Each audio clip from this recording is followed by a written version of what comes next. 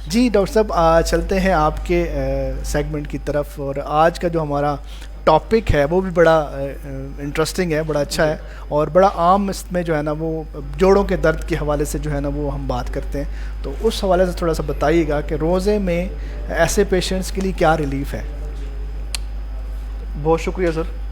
आपने जोड़ों के दर्द की बात की। जी जी। उसको जो है ना आम मेडिकल की लैंग्वेज में या अब तो कॉमन इंग्लिश लैंग्वेज में आर्थराइटिस ही बोलते हैं। जी आर्थराइटिस, बिल्कुल। तो आर्थराइटिस की अगर देखे जाए तो तकरीबन 100 से ज़्यादा किस्में हैं। 100 से ज़्यादा इसकी टाइप्स हैं, ठीक है। उसमें जो सबसे ज़्यादा कॉमन है ना, उन पे हम ज़रा थोड़ी सी बात कर लेंगे। जी। एक तो उसमें रूमेटॉइड आर्थराइटिस है, ठीक है, और ऑस्टियोआर्थराइटिस है। इसके अलावा गाउट, जिसको हम वो यूरिक एसिड बढ़ने की वजह से जो प्रॉब्लम होती है, सही, ठीक है। इसके अलावा रिएक्टिव आर्थराइटिस है और सोरियाटिक आर्थराइटिस और बहुत सारे मतलब वजूहात हैं जिनकी वजह से जोड़ों का दर्द होता है। आर्थराइटिस का मीनिंग ही जोड़ों की इन्फ्लेमेशन या जोड़ों का दर्द है। जी ठीक।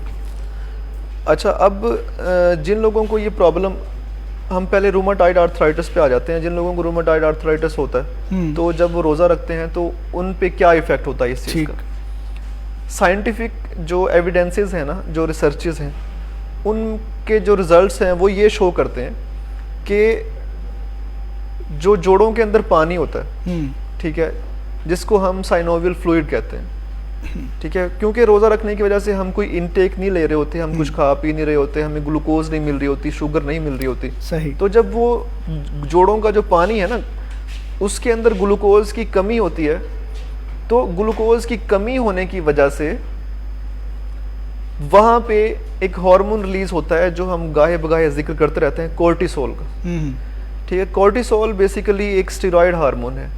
तो ये क्या करता है, ये एंटी इन्फ्लेमेटरी इसका इफेक्ट होता है, मतलब वहाँ पे जो इन्फ्लेमेशन होती है ना जोड़ों के अंदर, उसको ये कम करता है, ठीक है। तो जब हम रोज़ा रखेंगे तो इन्फ्लेमेटरी प्रोसेस जो है वो कम हो जाता है। सही, ठीक है। तो दूसरा इसी तरह जो है ना, मतलब ऑस्टियोआर्थराइटिस है, ठीक है। ऑस्टियोआर्थराइटिस अमूमन ये बूढ़े लोगों को ज़्यादा होती है, जो एजड 40 साल से ज़्यादा जिनकी उम्र होती है ना, उनको ज़्यादा होती है, या जिनका वेट ज़्यादा होता है, ठीक है, इसको डिजनरेटिव डिजीज़ कहते हैं। तो उनको ये प्रॉब्लम जो है वो ज़्यादा हो रही होती है। और रूमेटॉइड आर्थराइटिस जो होती है वो अर्ली एज के अंदर स्टार्ट हो जाती है, मतलब 18-20 साल की उम्र में भी शुरू हो जाती है। तो ये जो रूमेटॉइड आर्थराइटिस है ये ऑटोम्यून एक डिजीज़ है। इसको ऑटोम्यून डिजीज मतलब खुद ब खुद ही हमारे जिस्म के सेल जो है ना, हमारे दूसरे सेल्स को खाना शुरू कर देते हैं और उसकी वजह से ये हो जाती है। अच्छा, अब इन चीज़ों में हम क्या कर सकते हैं, ठीक है। रोज़ा रखने से आप एक तो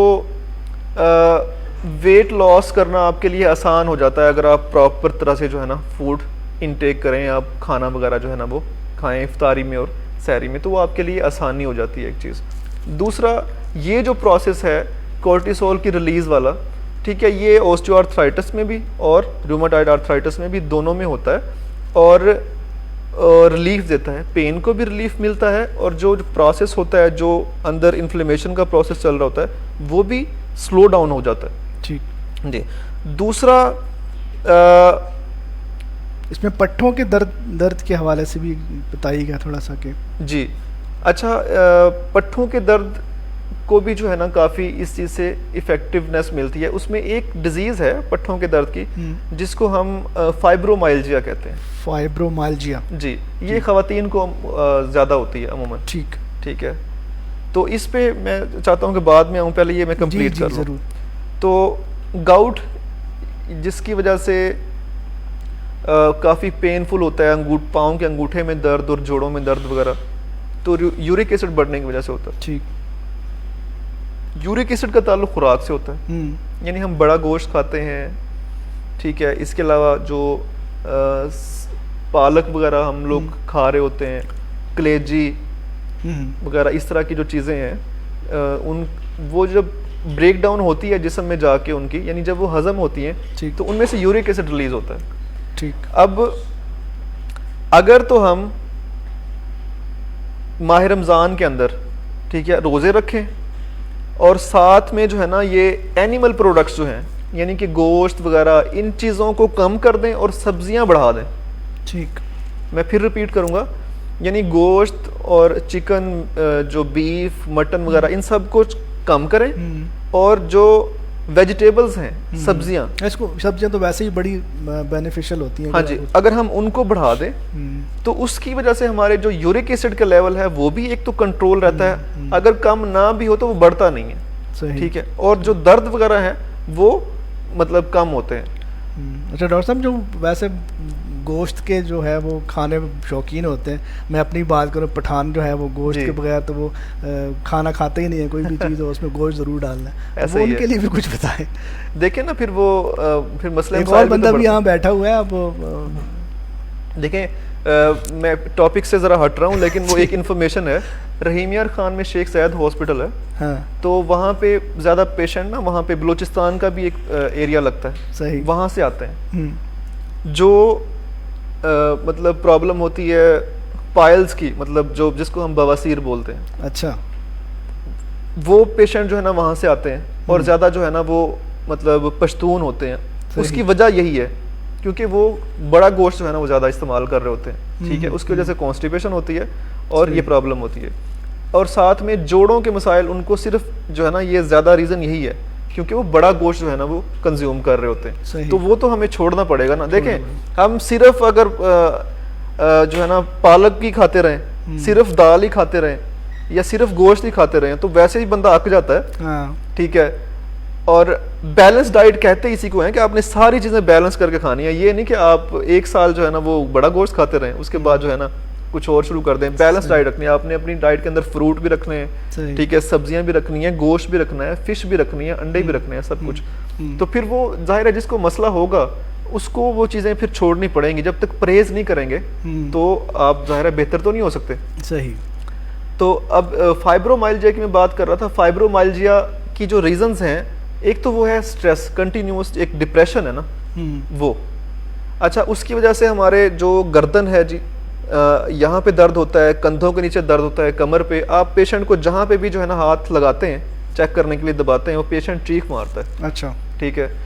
अब उसकी जो रीज़न है, एक तो स्ट्रेस हो गई, ठीक है, और दूसरा हमारा डाइटरी कंट्रोल अगर ना हो।